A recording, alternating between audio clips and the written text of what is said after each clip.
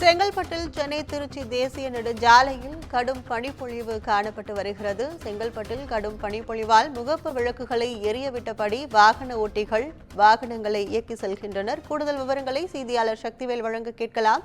வணக்கம் சக்திவேல், கூடுதல் விவரங்கள். நிச்சயமாக வணக்கம் கற்பகம். செங்கல்பட்டு தேசிய நெடுஞ்சாலையில் கடும் பனிப்பொழிவு நிலவியது. இதன் காரணமாக வாகன ஓட்டிகளும் பயணிகளும் மிகவும் அவதிப்பட்டு வருகின்றனர். தமிழகத்தை பொறுத்தவரை வழக்கமாக மார்கழி மாதத்தில் பனிப்பொழிவு என்பது அதிகமாக இருக்கும். ஆனால் வழக்கத்திற்கு மாறாக தை மாதத்தில் பனிப்பொழிவு அதிகமாக காணப்பட்டு வருகிறது. இந்நிலையில் செங்கல்பட்டு மற்றும் அதன் சுற்றுவட்டார பகுதிகளிலான கடந்த 4 நாட்களாக பனிப்பொழிவு கடுமையாக பெய்து வருகிறது. அதிலும் செங்கல்பட்டு நகர் பகுதிகளிலும் திம்மாவரம், ஆத்தூர், பாலூர், ரெஜிபாளையம், பரனூர், மகேந்திரா சிட்டி, சிங்கப்பெருமாள் கோயில் ஆகிய பகுதிகளில் பனிப்பொழிவு அதிகமாக காணப்பட்டு வருகிறது.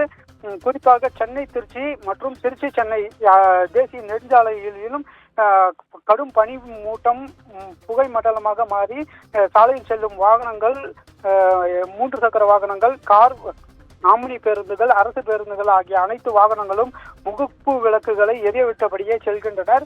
இதனால் வாகன ஓட்டிகள் கடும் அவதி அடைந்தும் வருகின்றனர். இதேபோல் செங்கல்பட்டு ரயில் நிலையத்திலும் கடும் பனிப்பொழிவு நிலவி வருவதால் ரயில்களின் இயக்கமும் சற்று தாமதமாகவே உள்ளதாக தெரிவிக்கின்றனர். மேலும் இதனால் பயணிகளும் காலையில் செல்லக்கூடிய பள்ளி கல்லூரி மாணவர்களும் கடும் அவதிப்பட்டு வருகின்றனர். கற்பகம்,